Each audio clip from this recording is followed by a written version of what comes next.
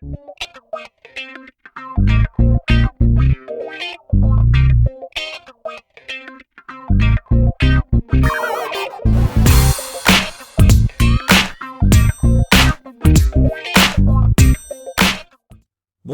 l'objectif de cette vidéo est de vous présenter la notion d'angle et de vous montrer aussi comment on fait pour mesurer un angle. Alors premièrement, mais au fait, un angle c'est quoi? Un secteur angulaire est un morceau de plan, donc une figure que l'on obtient en menant deux demi-droites à partir d'un même point. Donc ici j'ai mon point et ici mes deux demi-droites. Le morceau de plan ici que j'ai colorié correspond au secteur angulaire. Alors maintenant, si je veux comparer des secteurs angulaires, il va falloir que je trouve une grandeur associée au secteur angulaire, car je vais pouvoir ainsi mesurer cette grandeur et ainsi comparer mes secteurs angulaires. La grandeur d'un secteur angulaire ne dépend pas de la longueur des côtés, puisqu'ils sont illimités, mais de l'ouverture des demi-droites. En effet, je ne peux pas prendre la longueur des côtés ici de mon secteur angulaire comme grandeur, puisque ces grandeurs ici sont chaque fois, quel que soit mon secteur angulaire, j'ai chaque fois des côtés ici qui sont des demi-droites et qui sont chaque fois illimités. De même que l'aire de ce morceau de plan est illimité. Donc ce que je vais choisir comme grandeur, c'est l'ouverture entre guillemets des deux demi-droites. Si plusieurs secteurs angulaires sont superposables, ils ont même grandeur. Cette grandeur est leur angle. Donc ça y est, on a trouvé une définition. Un angle est la grandeur d'un secteur angulaire. On peut faire le parallèle avec le segment qui est la figure géométrique, qui est aussi ce qu'on peut dire un objet mathématique, et à cette figure, à cet objet, on lui associe une grandeur, c'est la longueur. Or, qu'est-ce qu'on mesure? C'est la longueur d'un segment. On ne mesure pas un segment directement, on mesure sa longueur. Et bien là, c'est pareil. La figure géométrique, c'est le secteur angulaire, et la grandeur associée à ce secteur angulaire, c'est l'angle. Deuxièmement, mesurer un angle. Puisqu'un secteur angulaire est une partie du plan, pour le mesurer, on pourrait penser que la grandeur d'un tout petit secteur, c'est-à-dire d'une toute petite partie du plan, peut être prise comme unité. On peut diviser le plan en le rapportant à un cercle, que l'on divise en arcs égaux. En joignant les points de division à son centre, on obtient une division du plan. Mais ça, vous l'avez déjà fait. Vous utilisez cet outil qu'on appelle un rapporteur. En effet, pour les degrés, on a une division du périmètre du cercle en 360 petits arcs, et on obtient ce bel objet qu'on appelle un rapporteur. Et vous voyez bien que pour mesurer l'angle qui correspond à ce secteur angulaire, eh bien, je trouve grâce à mon rapporteur ici 46 intervalles égaux, 46 degrés. Donc, pour mesurer un angle, on peut penser à mesurer l'arc qu'un angle au centre intercepte sur un cercle. Donc je vais mesurer cet arc pour mesurer mon angle. Cette mesure dépend de la longueur R du rayon. Il est judicieux de choisir une unité de longueur U proportionnelle à R. Pour les degrés, on a une division du périmètre du cercle en 360 petits arcs. On a donc U, c'est-à-dire 1 degré, qui est égal à 2π fois R divisé par 360. Alors, 2π fois R, je rappelle que ça correspond au périmètre du cercle de rayon R.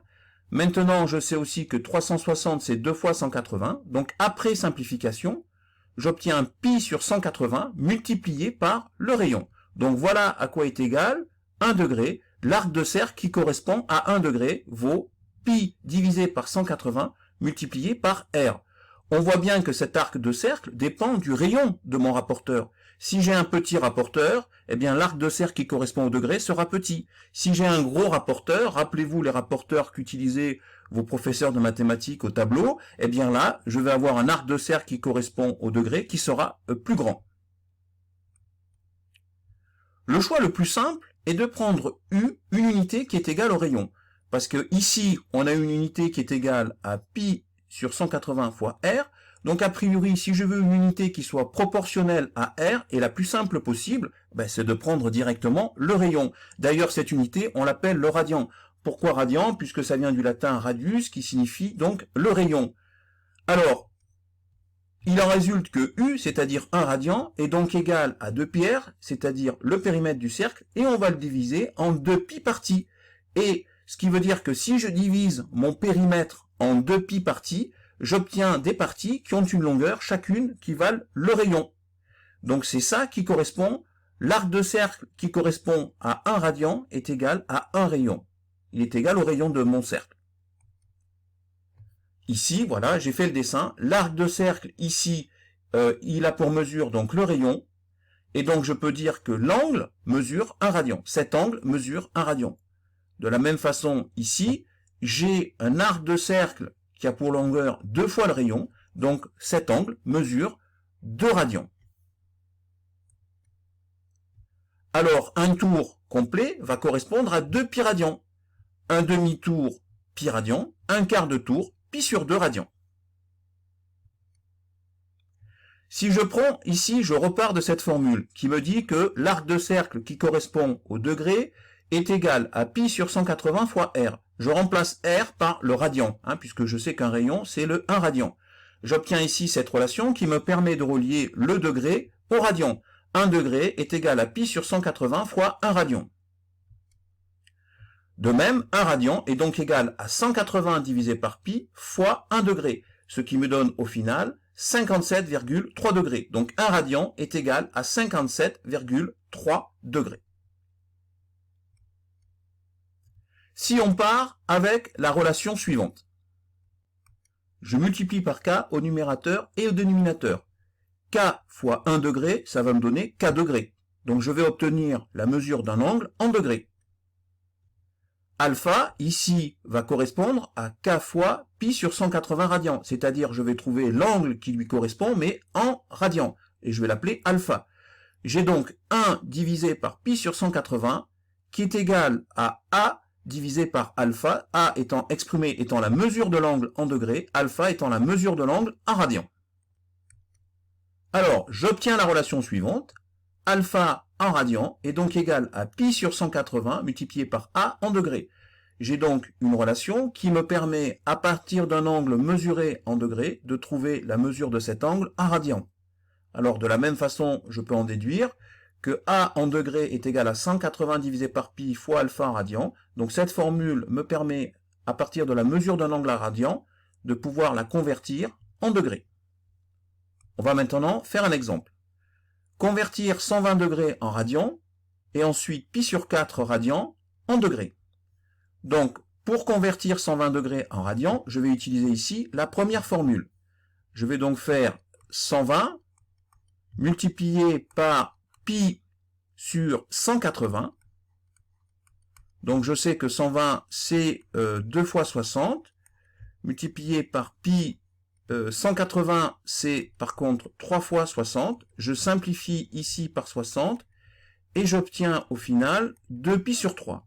Donc je peux en déduire que 120 degrés est donc égal à 2 pi sur 3 radians. Ensuite, je dois convertir pi sur 4 radians en degrés. Donc je vais utiliser la deuxième formule.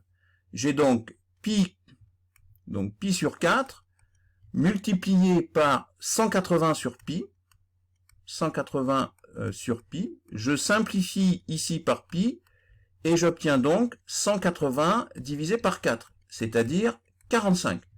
Je peux donc en déduire que pi sur 4 radians,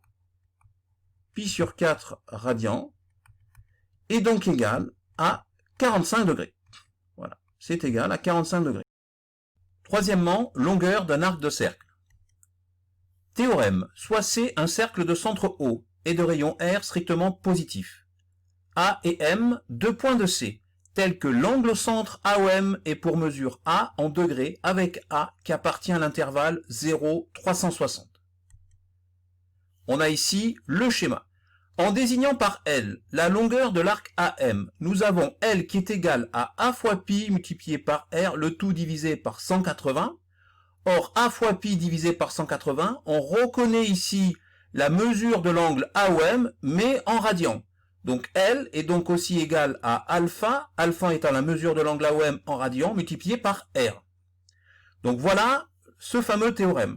On est capable de déterminer, de calculer la longueur de l'arc ici AM, que l'angle soit mesuré en degrés, on utilise cette formule, ou que l'angle soit mesuré en radians, on utilise cette formule, c'est-à-dire alpha fois R. Donc quelle que soit l'unité, que ce soit les degrés ou les radians pour l'angle, on est capable, grâce à cette formule, de mesurer la longueur de l'arc AM, la longueur grand L. On va effectuer maintenant la démonstration. Alors, démonstration. Les mesures en degrés des angles au centre sont proportionnelles aux longueurs des arcs interceptés. Ce qui va nous donner L divisé par A, L étant la longueur de l'arc AM, divisé par A, c'est la mesure de l'angle AOM, est donc égal à pi fois R, c'est-à-dire la longueur de l'arc pour un demi-périmètre, divisé par l'angle au centre associé, c'est-à-dire 180 degrés. Je trouve alors L qui est donc égal à A fois pi fois R divisé par 180. On retrouve ici avec A fois pi divisé par 180 l'expression de la mesure d'un angle en radians. Donc au final, L est égal à R fois alpha. On retrouve bien cette fameuse formule. On va voir maintenant des exemples. La longueur d'un arc de cercle de rayon 1 cm et d'angle au centre de mesure 60 degrés est... Alors pour calculer cette longueur d'arc de cercle, on va utiliser la formule que l'on vient de voir précédemment. L est donc égal à A multiplié par pi divisé par 180 et le tout multiplié par R, le rayon. A est la mesure de l'angle en degrés. Donc cela donne 60 multiplié par pi divisé par 180 multiplié par un rayon qui vaut 1 cm. Je sais que 180 c'est 3 fois 60, donc cela me donne 60 multiplié par pi divisé par 3 fois 60. Donc après simplification, j'obtiens ici donc pi sur 3 cm. Hein, puisque le rayon est en centimètres, j'obtiens une longueur d'arc de cercle en centimètres. Donc la longueur d'un arc de cercle de rayon 1 cm et d'angle au centre de mesure 60 degrés est pi sur 3 cm. Alors, la longueur d'un arc de cercle de rayon cette fois 3 cm et d'angle au centre de mesure 2 pi sur 3 radians. Et alors, je vais utiliser la deuxième formule pour calculer la longueur d'arc qui est égale, L est égale à R multiplié par alpha. Donc dans cette formule, je rappelle que alpha correspond à la mesure de l'angle en radians. La formule qu'on a vue précédemment, c'est le calcul de la longueur de l'arc de cercle, mais avec une mesure d'angle en degrés. Donc quand la mesure d'angle est en radians, c'est cette formule qu'il faut utiliser. Donc cela donne 3 cm multiplié par 2 pi sur 3. Donc 3 cm multiplié par 2 pi sur 3. Et on obtient au final, donc, 2 pi centimètres. Donc, la longueur d'un arc de cercle de rayon 3 cm et d'angle au centre de mesure 2 pi sur 3 radians est 2 pi centimètres. Et bien voilà, c'est la fin de cette vidéo. Je vous dis à bientôt sur la chaîne YouTube Skol Mathématiques et n'hésitez pas à liker cette vidéo si elle vous a plu.